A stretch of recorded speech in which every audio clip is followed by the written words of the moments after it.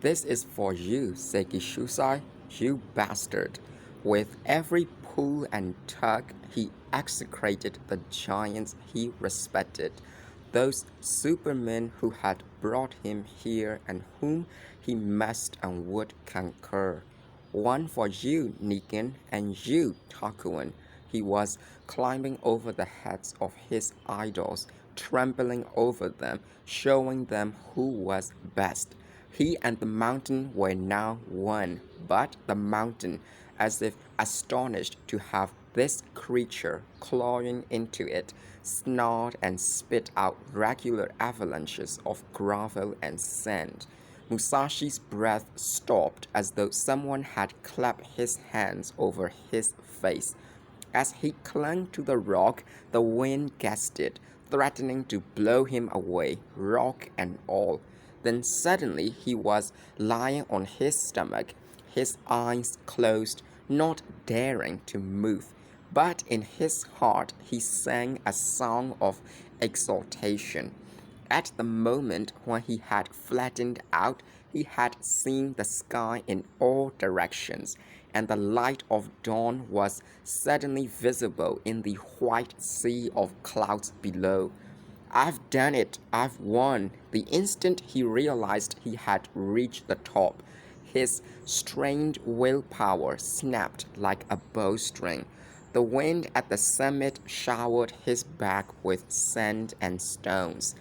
Here at the border of heaven and earth, Musashi felt an indescribable joy swelling out to fill his whole being.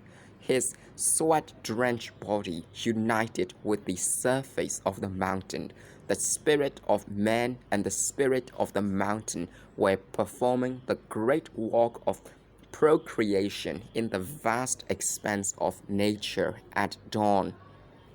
Wrapped in an earthly ecstasy, he slept the sleep of peace. When he finally lifted his head, his mind was as pure and clear as crystal. He had the impulse to jump and dirt about like a minnow in a stream. There's nothing above me, he cried. I'm standing on top of the eagle's head. The pristine morning sun cast its reddish light on him and on the mountain as he stretched his brawny, savage arms toward the sky. He looked down at his 2 feet planted firmly on the summit, and as he looked, he saw what seemed like a bucketful of yellowish pus stream from his injured foot. Amid the celestial purity surrounding him, there arose the strange odor of humanity. The sweet smell of gloom dispelled. The Mayfly in winter. Every morning after finishing their shrine duties, the maidens living in the House of Virgins went, books in hand, to the schoolroom at the Arakita house, where they studied grammar and practiced writing poems. For their performances of religious dances, they dressed in white silk kimono with crimson, widely flared trousers called hakama. But now they had on the short-sleeved kimono and white cotton hakama they wore while studying or doing household chores. A group of them was streaming out the back door when one exclaimed, "What's that?" She was pointing to the pack with the swords tied to it, hung up there by Musashi the night before. "Whose do you think it is? It must be a samurai's. Isn't that obvious? No, it could have been left here by a thief." They looked wide-eyed at each other and gulped as though they had come across the robber himself, leather bandana and taking his noonday nap. "Perhaps we should tell Otsu about it," one of them suggested, and by common consent they all ran back to the dormitory and called up from beneath the railing outside Otsu's room. "Sensei, Sensei, there's something strange down here. Come and look." Otsu put her writing brush down on her desk and stuck her head out the window. "What is it?" she asked.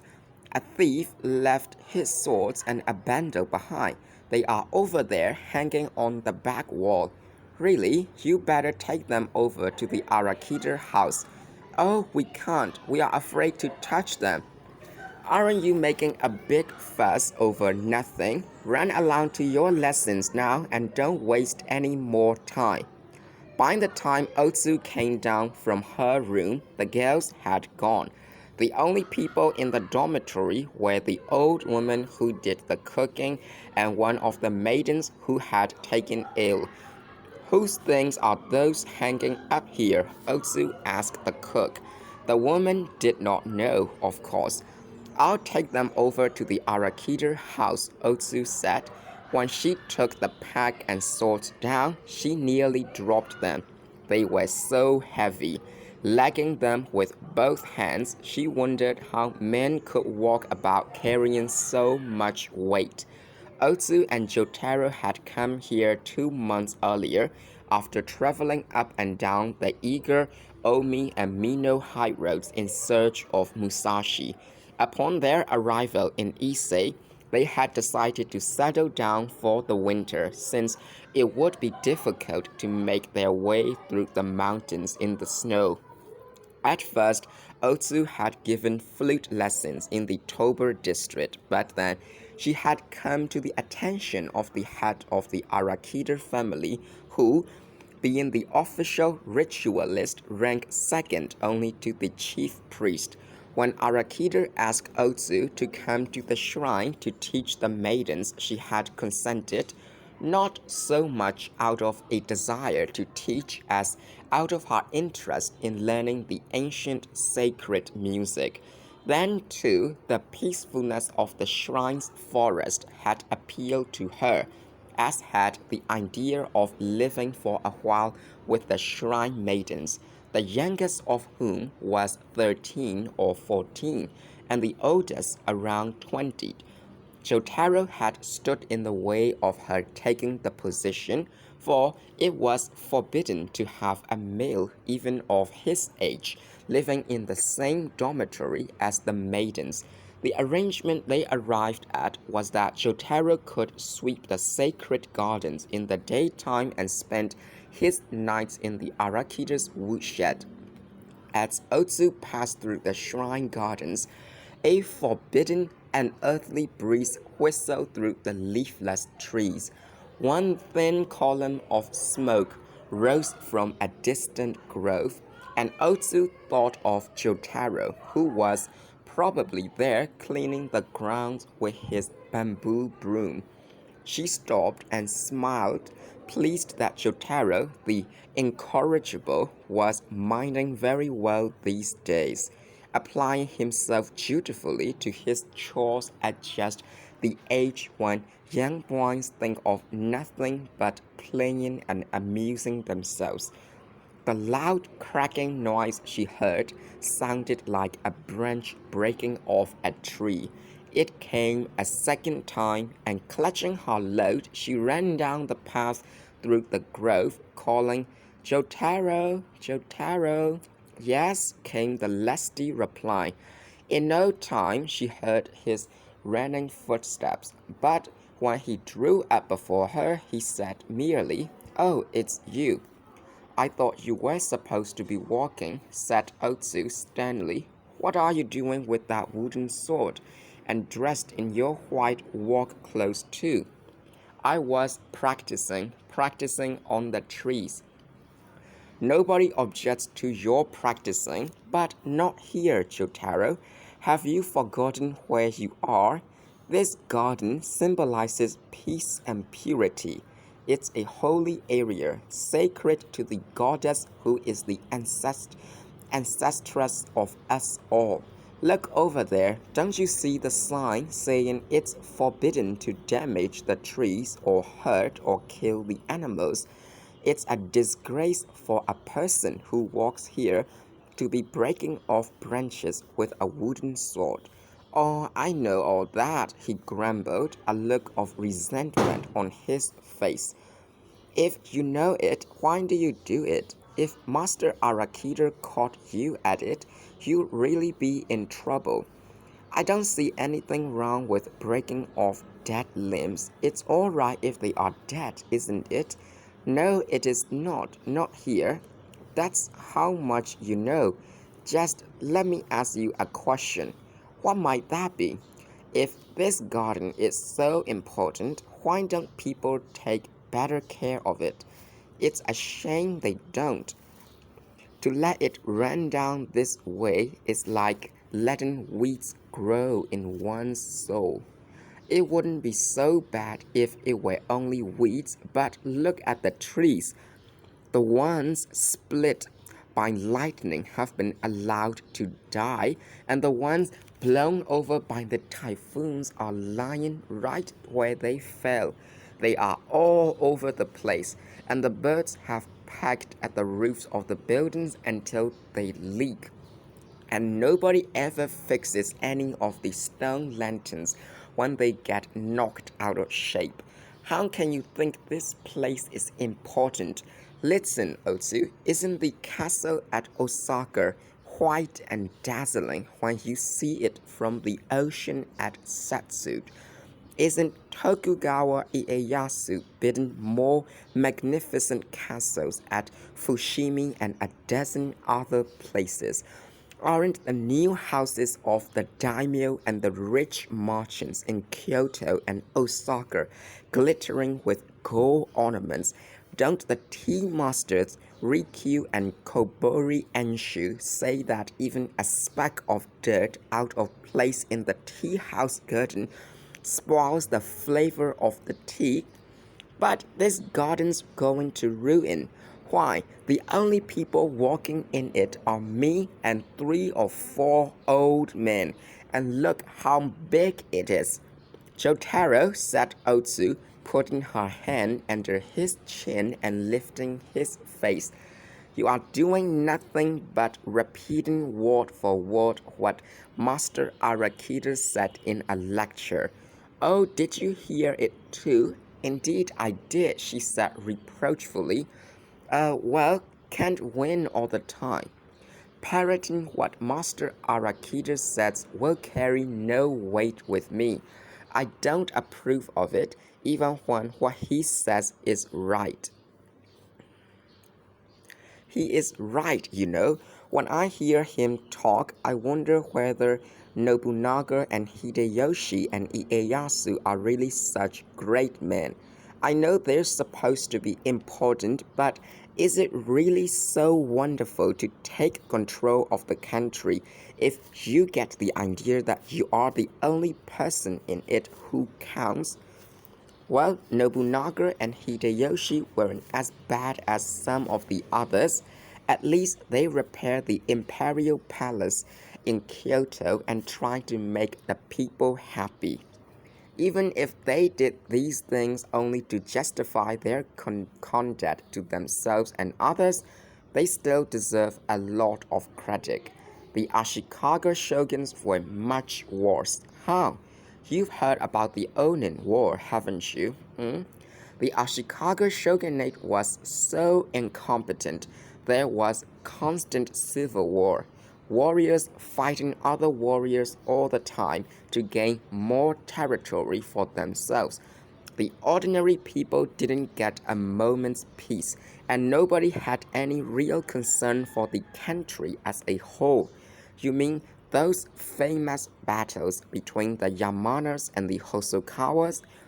Yes, it was during those days, over 100 years ago, that Arakita Ujisuni became the chief priest of the Ise shrine, and there wasn't even enough money to continue the ancient ceremonies and sacred rites. Ujisuni petitioned the government 27 times for help to repair the shrine buildings, but the imperial code was too poor. The shogunate was too weak, and the warriors so busy with their bloodbaths they didn't care what happened. In spite of all this, Ujisuni went around pleading his case till he finally succeeded in setting up a new shrine. It's a sad story, isn't it? But when you think about it, people when they grow up forget they owe their lifeblood to their ancestors, just as we all owe our lives to the goddess at Ise. Pleased with himself for having elicited this long, passionate speech from Otsu, Jotaro jumped in the air, laughing and clapping his hands. Now who's parroting Master Arakita? You thought I hadn't heard that before, didn't you? Oh, you are impossible, exclaimed Otsu, laughing herself. She would have cuffed him one, but her bundle was in the way. Still smiling, she glared at the boy, who finally took notice of her unusual parcel. Whose are those? He asked, stretching out his hand. Don't touch them. We don't know whose they are. Oh, I'm not going to break anything. I just want to look. I bet they are heavy. That long sword's really big, isn't it? Jotaro's mouth was watering. Sensei, with a pair of straw sandals, one of the shrine maidens ran up. Master Arakita is calling for you. I think there's something he wants you to do. Scarcely pausing, she turned and ran back. Jotaro looked around in all four directions, a startled expression on his face.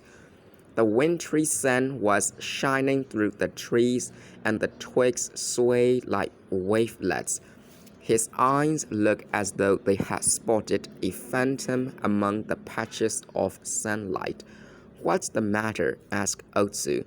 What are you looking at? Oh, nothing, replied the boy, dejectedly biting his forefinger.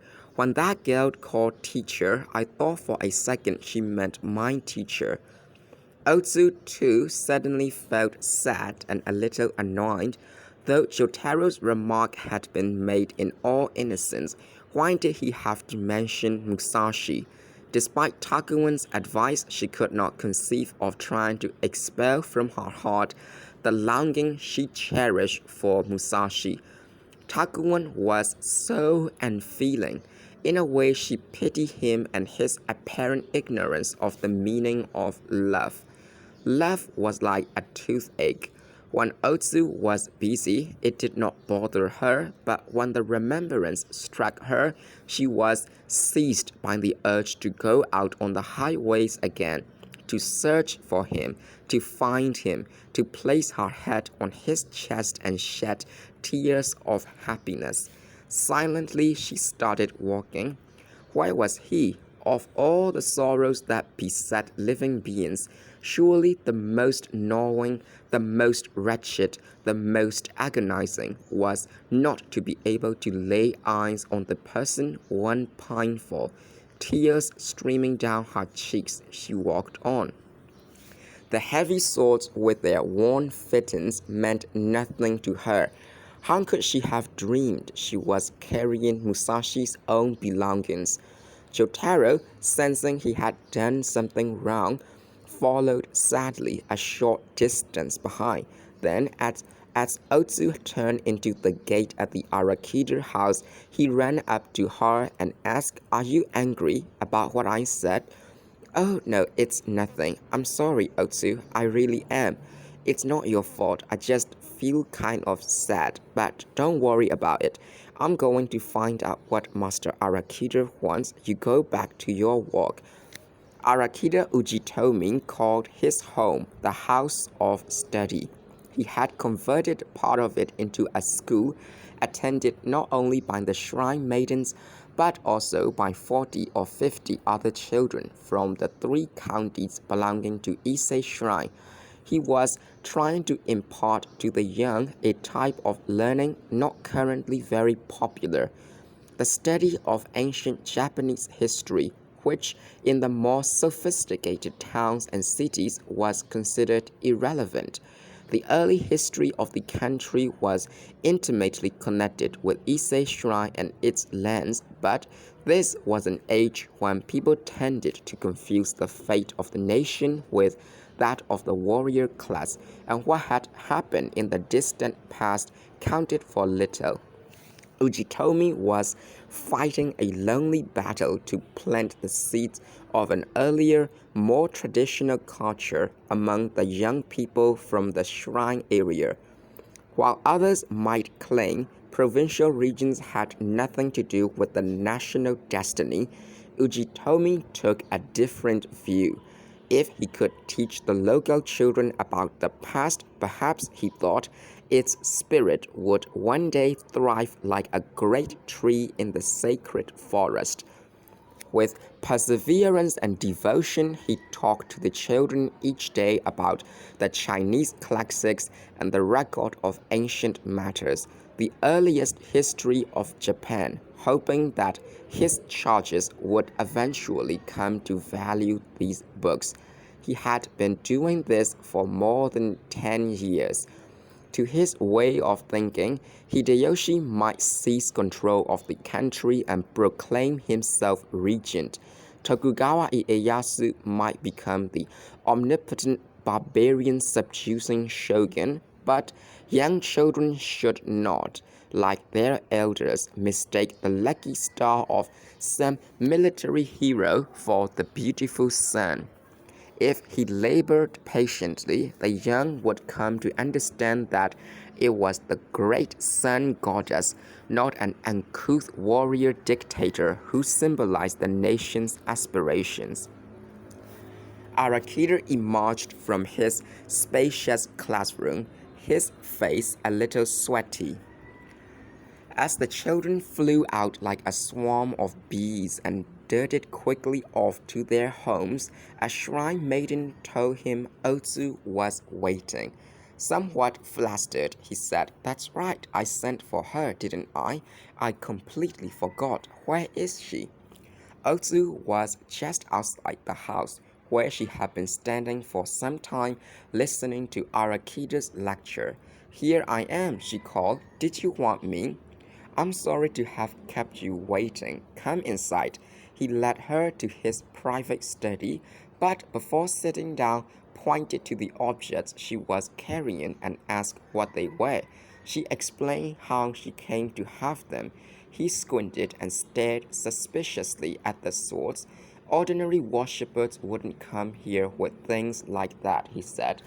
"And they weren't there last evening. Somebody must have come inside the walls in the middle of the night."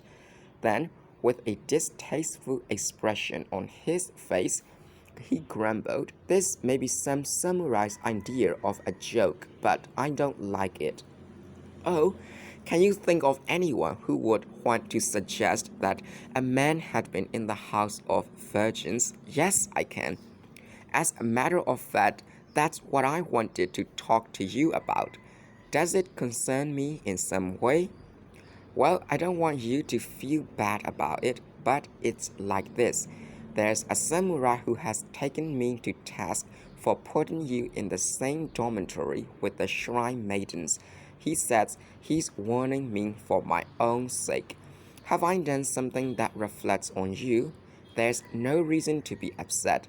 It's just that, well, you know how people talk. Now, don't be angry, but after all, you are not exactly a maiden. You've been around men, and people say it tarnishes the shrine to have a woman who's not a virgin living together with the girls in the house of virgins." Although Arakita's tone was casual, angry tears flooded Otsu's eyes.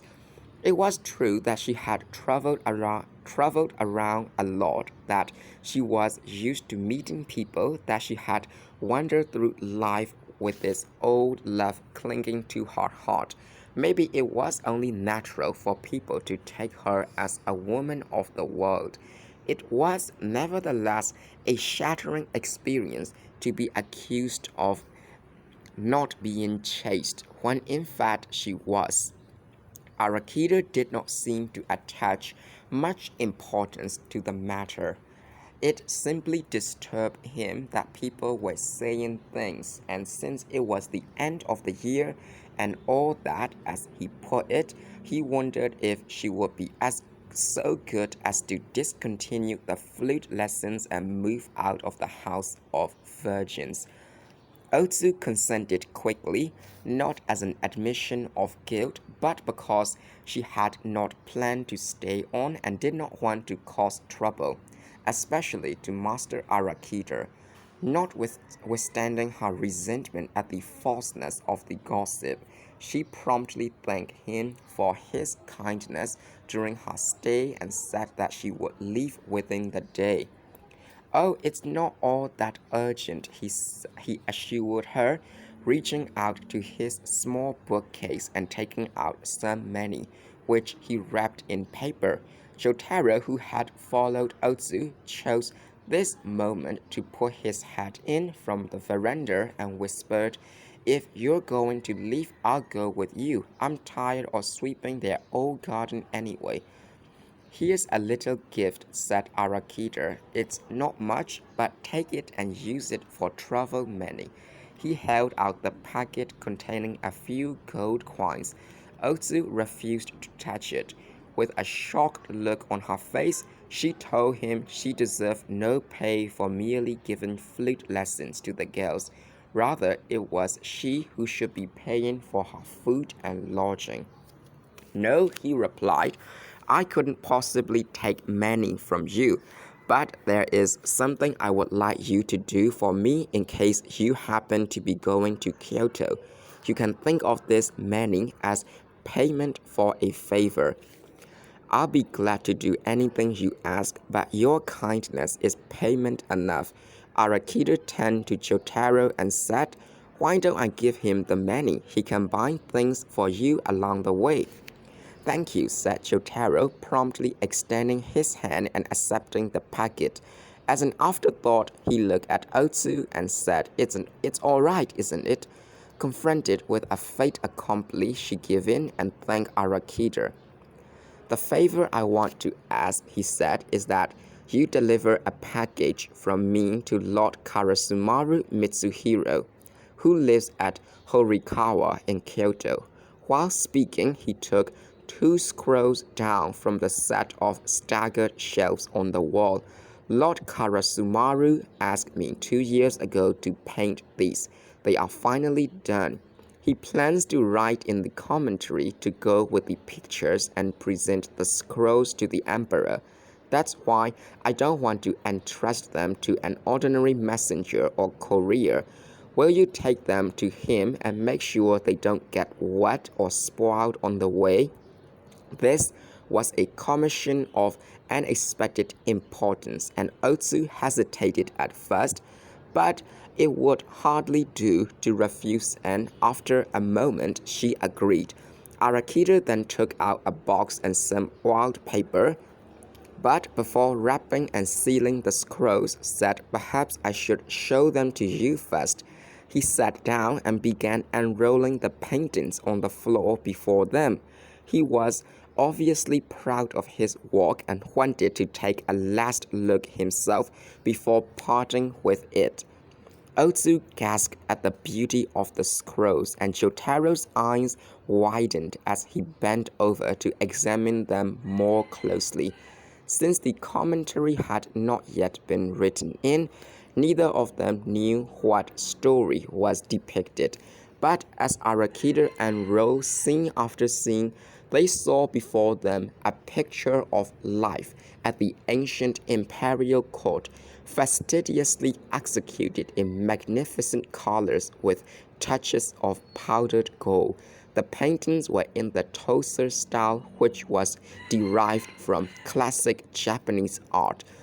Though Jotaro had never been taught anything about art, he was dazzled by what he saw. "Look at the fire there," he exclaimed. "It looks like it's really burning, doesn't it?" "Don't touch the painting," admonished Otsu. "Just look."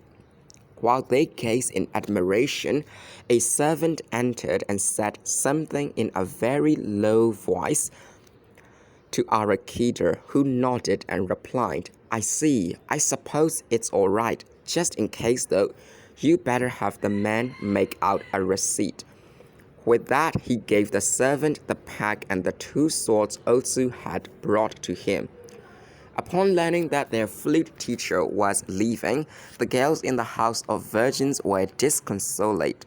In the 2 months she had been with them, they had come to regard her as an elder sister, and their faces as they gathered about her were full of gloom.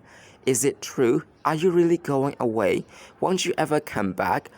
From beyond the dormitory, Jotaro shouted, "I'm ready. What's taking you so long?"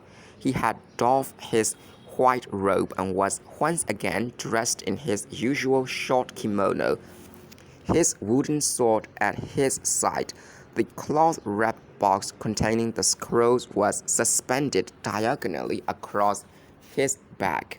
From the window, Otsu called back, "My, that was fast." "I'm always fast," retorted Jotaro. "Aren't you ready yet? Why does it take women so long to dress and pack?" He was sunning himself in the yard, yawning lazily. But being impatient by nature, he quickly grew bored. "Aren't you finished yet?" he called again. "I'll be there in a minute," Otsu replied. She had already finished packing, but the girls wouldn't let her go. Attempting to break away, Otsu said soothingly, "Don't be sad. I'll come to visit one of these days. Till then, take good care of yourselves." She had the uncomfortable feeling that this was not true, for in view of what had happened, it seemed unlikely that she would ever return. Perhaps the girls suspected this. Several were crying. Finally, someone suggested that they all see Otsu as far as the holy bridge across the Isuzu River. They thereupon crowded upon her and escorted her out of the house. They didn't see Jotaro immediately, so they kept their hands around their mouths and called his name, but got no reply. Otsu, too used to his ways to be disturbed, said he probably got tired of waiting and went on ahead. "What a disagreeable little boy!" exclaimed one of the girls. Another suddenly looked up at Otsu and asked, "Is he your son?" "My son? How on earth could you think that? I won't even be 21 till next year. Do I look old enough to have a child that big?" "No, but somebody said he was yours." Recalling her conversation with Arakita, Utsu blushed, then comforted herself with the thought that it made no real difference what people said, so long as Musashi had faith in her. Just then, Jotaro came running up to them. "Hey, what's going on?" he said with a pout. "First you kept me waiting for ages, now you start off without me." "But you weren't where you were supposed to be," Otsu pointed out. "You could have looked for me, couldn't you? I saw a man over there on the Tober High Road who looked a little like my teacher. I ran over to see whether it was really him." "Someone who looked like Musashi?" "Yes, but it wasn't him. I went as far as that row of trees and got a good look at the man from behind. But it couldn't have been Musashi. Whoever it was had a limp." It was always like this when Otsu and Jotaro were traveling. Not a day passed without their experiencing a glimmer of hope followed by disappointment. Everywhere they went, they saw someone who reminded them of Musashi. The man passing by the window, the samurai in the boat that had just left, the ronin on horseback, the dimly seen passenger in a palanquin. Hopes soaring, they would rush to make sure, only to find themselves looking dejectedly at each other. It had happened dozens of times. For this reason, Otsu was not as upset now as she might have been, though Jotaro was crestfallen. Laughing the incident off, she said, "Too bad you were wrong, but don't get mad at me for going on ahead. I thought I would find you at the bridge. You know, everybody says that if you start out on a journey in a bad mood, you will stay angry all the way. Come on, let's make up." Though seemingly satisfied, Jotaro turned and cast a rude look at the girls trailing along behind. What are they all doing here? Are they coming with us? Of course not. They are just sorry to see me leave, so they are sweet enough to escort us to the bridge. Why, that's so very kind of them, said Jotaro, mimicking Otsu's speech and throwing everyone into fits of laughter. Now that he had joined the group, the anguish of parting subsided, and the girls recovered their good spirits. Otsu called one of them. "You're turning the wrong way. That's not the path to the bridge." "I know," said Otsu quietly. She had turned toward the Tamaguchi gate to pay her respects to the inner shrine. Clapping her hands together once, she bowed her head toward the sanctum and remained in an attitude of silent prayer for a few minutes, for a few moments. "Oh, I see," murmured Jotaro. "She doesn't think she should leave without saying goodbye to the goddess." He was content to watch from a distance, but the girls started poking him in the back and asking him why he did not follow Otsu's example. "Me?" asked the boy incredulously. "I don't want to bow before any old shrine." "You shouldn't say that. You'll be punished for that someday." "I feel silly bowing like that." "What's silly about showing your respect to the Sun Goddess? She's not like one of those minor deities they worship in the cities." "I know that." "Well then, why don't you pay your respects?" "Because I don't want to." "Contrary, aren't you?" "Shut up, you crazy females, all of you." "Oh my," chorused the girls, dismayed at his rudeness. "What a monster!" exclaimed one. By this time, Otsu had finished her obeisance and was coming back toward them. "What happened?" she asked. "You look upset." One of the girls blurted, "He called us crazy females just because we trying to get him to bow before the goddess." "Now, Jotaro, you know that's not nice," Otsu admonished. "You really ought to say a prayer." "What for?" "Didn't you say yourself that when you thought Musashi was about to be killed by the priest from the Hozoin, you raised your hands and prayed as loudly as you could? Why can't you pray here too?" Well, they are all looking. "All right, we'll turn around so we can't see you." They all turned their backs to the boy, but Otsu stole a look behind her. He was running dutifully toward the Tamaguchi gate. When he reached it, he faced the shrine and in very boyish fashion made a deep, lightning-quick bow.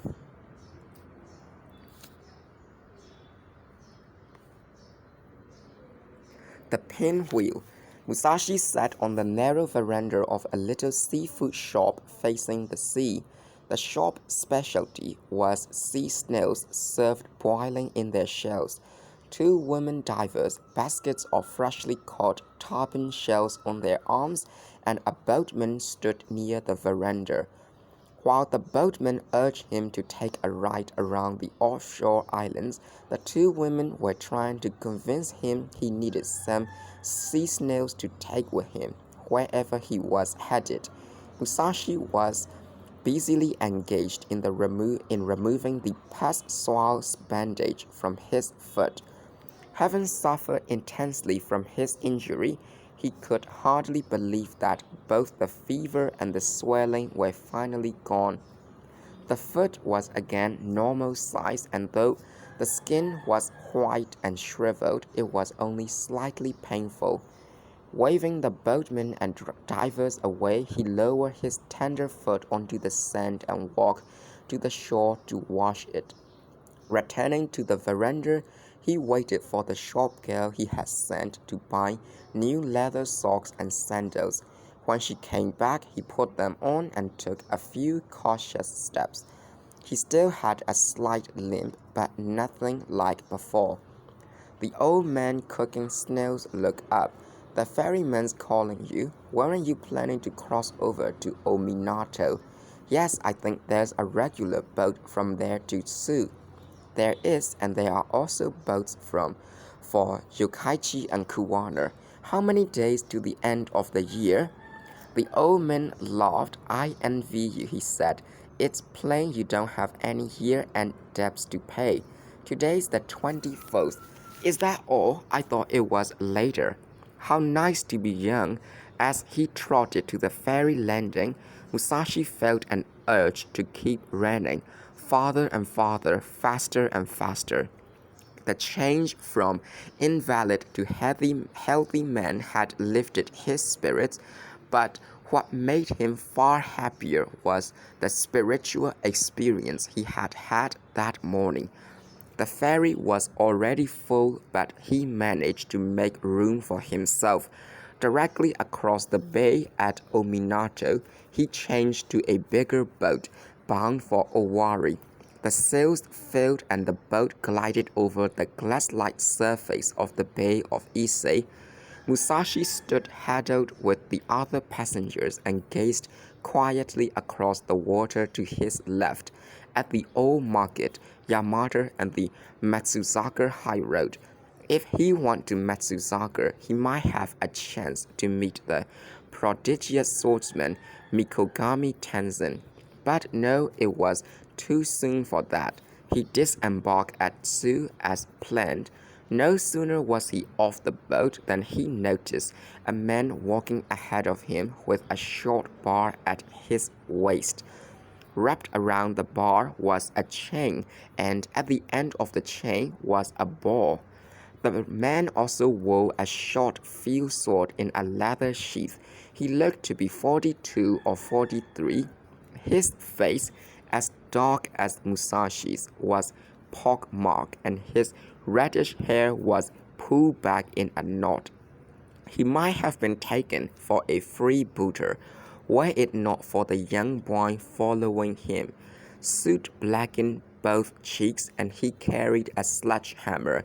He was obviously a blacksmith's apprentice. "Wait for me, master. Get a move on. I left the hammer on the boat, leaving behind the tools you make your living with, eh? I went back and got it, and I suppose that makes you proud of yourself. The next time you forget anything, I'll crack your skull open for you." "Master," the boy pleaded, "quiet. Can't we spend the night at Tsu? There's still plenty of daylight.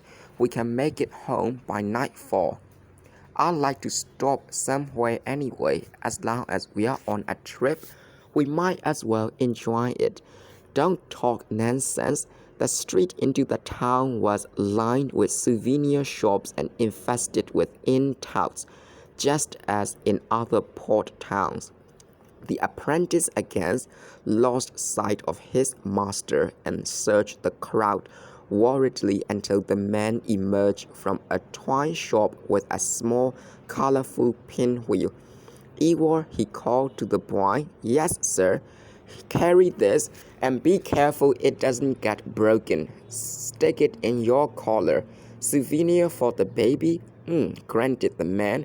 After being away on a job for a few days, he was looking forward to see the child's grin of delight when he handed it over.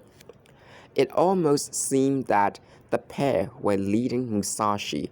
Every time he planned to turn, they turned ahead of him.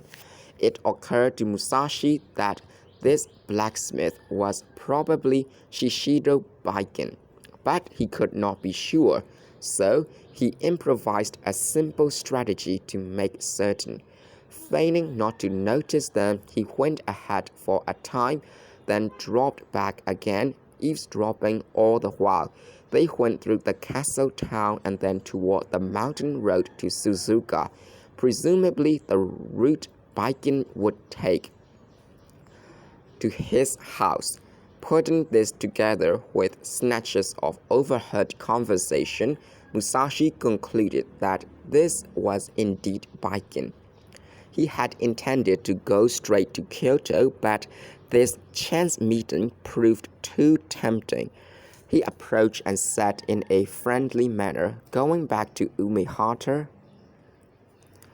The man's reply was curt. "Yes, I'm going to Umehata. Why?" "I was wondering if you might be Shishido Baiken." "I am, and who are you?" "My name is Miyamoto Musashi. I'm a student warrior. Not long ago, I went to your house in Uji and met your wife. It looks to me as though fate brought us together here. Is that so? Baikin said, with a look of sudden comprehension on his face. He asked, Are you the man who was staying at the inn in Yamada? The one who wanted to have a bout with me? How did you hear about that? You sent someone to the Arakida house to find me, didn't you? Yes. I was doing some work for Arakida, but I didn't stay at the house. I borrowed a workplace in the village. It was a job nobody could do but me. I see. I hear you are an expert with the chain ball sickle. Ha ha. But you said you met my wife? Yes, she demonstrated one of the yaegaki stances for me. Well, that should be enough for you. There's no reason to be following along after me. Oh, of course, I could show you a great deal more than she did, but the minute you saw it, you'd be on your way to a different world. Musashi's impression of the wife had been that she was pretty overbearing, but here was real arrogance. He was fairly sure from what he had seen already that he could take the measure of this man, but he cautioned himself not to be hasty.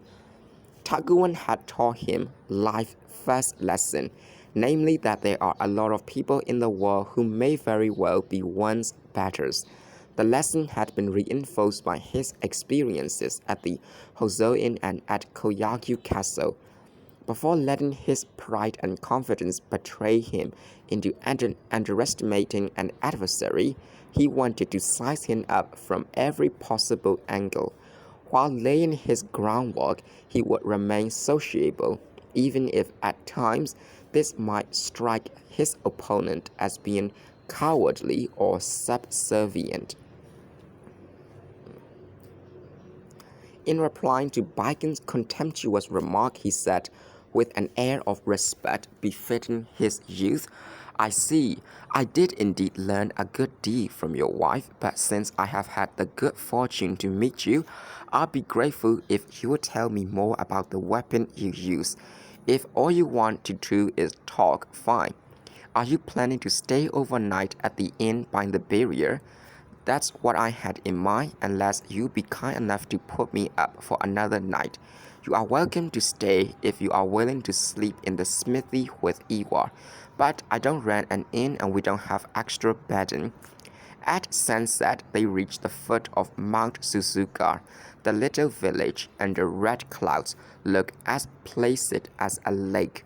Iwa ran on ahead to announce their arrival, and when they got to the house, Baikin's wife was waiting under the eaves, holding the baby and the pinwheel. Look, look, look, she cooed. Daddy's been away. Daddy's come back. See, there he is. In a twinkling, Daddy ceased to be the epitome of arrogance and broke into a fatherly smile. Here, boy, here's Daddy, he babbled, holding up his hand and making his fingers dance. Husband and wife disappeared inside and sat down, talking only about the baby and household matters, paying no attention to Musashi. Finally, when dinner was ready, Baikin remembered his guest. Oh yes, give that fellow something to eat, he told his wife. Musashi was sitting in the dirt-floor smithy, warming himself by the forge. He hadn't even removed his sandals. He was just here the other day. He spent the night, the woman said. The woman replied sullenly. She put some sake to warm in the hearth in front of her husband. Young man, Baikin called, do you drink sake? I don't dislike it. Have a cup, thanks. Moving to the threshold of the hearth room, Musashi accepted a cup of the local brew and put it to his lips. It tasted sour. After downing it, he offered the cup to Baikin, saying, Let me pour you a cup. Never mind, I have one. He looked at Musashi for an instant, then asked, How old are you? 22. Where do you come from? Mimasaka. Baikin's eyes, which had wandered off in another direction, swung back to Musashi, re-examining him from head to toe. Let's see. You mentioned it a while ago. Your name. What's your name? Miyamoto Musashi. How do you write Musashi? It's written the same way as Takeso. The wife came in and put soup, pickles, chopsticks, and a bowl of rice on the straw mat before Musashi. Eat, she said, and ceremoniously. Thanks, replied Musashi. Baiken waited a couple of breaths, then said, as though to himself, It's hot now, the sake. Pouring Musashi another cup, he asked in an offhand manner, Does that mean you were called Takeso when you were younger? Yes. Were you still called that when you were 17 or so? Yes. When you were about that age, you weren't by any chance at the Battle of Sekigahara with another point about your age, were you? It was Musashi's turn to be surprised. How did you know? He said slowly. Oh, I know a lot of things. I was at Sekigahara too. Hearing this, Musashi felt better disposed toward the man. Baiken too seemed suddenly more friendly. I thought I had seen you somewhere, said the blacksmith. I guess we must have met on the battlefield. Were you in the Ukita camp too? I was living in the Yasugawa then, and I went to the war with a group of samurai from there. We were in the front lines, we were. Is that so? I guess we probably saw each other then. Whatever happened to your friend? I haven't seen him since the battle? Not exactly. We stayed for a time at a house in Ibuki, waiting for my wounds to heal. We putted there. That was the last I saw of him. Baiken let his wife know they were out of sake. She was already in bed with the baby. There isn't any more, she answered. I want some more now. Why do you have to drink so much tonight of all nights? We are having an interesting little talk here. Need some more sake. But there isn't any. Iwa, he called through the flimsy board wall in a corner of the smithy. What is it, sir? Said the boy. He pushed open the door and showed his face, stooping because the lintel was so low. Go over to Onosaku's house and borrow a bottle of sake. Musashi had had enough to drink. If you don't mind, I will go ahead and eat, he said, picking up his chopsticks. No, wait, said Baiken, quickly grabbing Musashi's wrist. It's not time to eat. Now that I have sent for some sake, have a little more. If you were getting it for me, you shouldn't have. I don't think I can drink another drop. Oh, come now, Baiken insisted. You said you wanted to hear more about the chain ball sickle. I'll tell you everything I know, but let's have a few drinks while we're talking. When Iwa returned with the sake, Baiken poured some into a heating jar, put it on the fire, and talked at great length about the chain ball sickle and ways to use it to advantage in actual combat.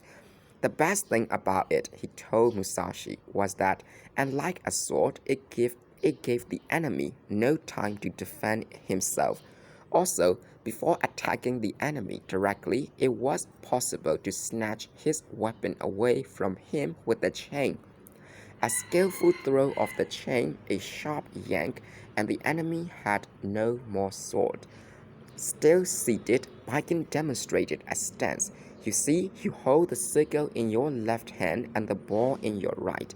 If the enemy comes at you, you take him on with the blade, then hurl the ball at his face. That's one way. Changing positions, he went on. Now, in this case, when there's some space between you and the enemy, you take his weapon away with the chain. It doesn't make any difference what kind of weapon it is, sword, lance, wooden staff, or whatever. Baiken went on and on, telling Musashi about ways of throwing the ball, about the 10 or more oral traditions concerning the weapon, about how the chain was like a snake, about how it was possible by cleverly alternating the movements of the chain and the sickle to create optical illusions and cause the enemy's defense to work to his own detriment, about all the secret ways of using the weapon. Musashi was fascinated. When he heard talk like this, he listened with his whole body, eager to absorb every detail. The chain, the sickles, two hands. As he listened, the seeds of other thoughts formed in his mind. The sword can be used with one hand, but a man has two hands. The second bottle of sake was empty. While Baiken had drunk a good deal, he pressed even more on Musashi, who had far surpassed his limit and was drunker than he ever had been before. Wake up, Baiken called to his wife. Let our guest sleep there. You and I can sleep in the back room. Go spread some bedding. The woman did not budge. Get up, Baiken said loudly. Our guest is tired. Let him go to bed now. His wife's feet were nice and warm now. Getting up would be uncomfortable. You said he could sleep in the smithy with Iwa, she mumbled. Enough of your back talk. Do as I say. She got up in a huff and stalked off to the back room. Baiken took the sleeping baby in his arms and said, The quilts are old, but the fire's right here beside you. If you get thirsty, there's hot water on it for tea. Go to bed, make yourself comfortable. He too went into the back room. When the woman came back to exchange pillows, the sullenness was gone from her face, and she said. My husband's very drunk too, she said, and he's probably tired from his trip. He says he plans to sleep late, so make yourself comfortable and sleep as long as you want. Tomorrow I'll give you a nice hot breakfast. Thanks, Musashi could think of nothing more to say. He could hardly wait to get out of his leather socks and cloak. Thanks a lot. He dived into the still warm quilts, but his own body was even hotter from drink. The wife stood in the doorway watching him, then quietly blew out the candle and said good night. Musashi's head felt as if it had a tight steel band around it. His temples throbbed painfully. He wondered why he had drunk so much more than usual. He felt awful, but couldn't keep thinking about Baiken. Why had the blacksmith, who had seemed hardly civil at first, suddenly grown friendly and sent out for more sake? Why had his disagreeable wife become sweet and solicitous all of a sudden? Why had they given him this warm bed? It all seemed inexplicable, but before Musashi had solved the mystery, drowsiness overcame him. He closed his eyes, took a few deep breaths, and pulled the covers up. Only his forehead remained exposed, lit up by occasion or sparks from the hearth. By and by, there was the sound of deep, steady breathing. Baiken's wife retreated stealthily into the back room, the pit-a-pat of her feet moving stickily across the tatami. Musashi had a dream, or rather, the fragment of one, which kept repeating itself. A childhood memory flitted about his sleeping brain like an insect, trying, it seemed, to write something in luminescent letters. He heard the words of a lullaby. Go to sleep, sleeping babies are sweet. He was back home in Mimasaka, hearing the lullaby the blacksmith's wife had sang in the Issei dialect. He was a baby in the arms of a light-skinned woman of about 30, his mother. This woman must be his mother. At his mother's breast he looked up at her white face. Naughty, and they make their mothers crying too. Cradling in her arms, the mother sang softly. Her thin, well-bred face looked faintly bluish, like a pear blossom. there was a wall, a long stone wall, on which there was liverwort, and a dirt wall, above which branches darkened in the approaching night. Light from a lamp streamed from the house. Tears glistened on his mother's cheeks. The baby looked in wonder at the tears.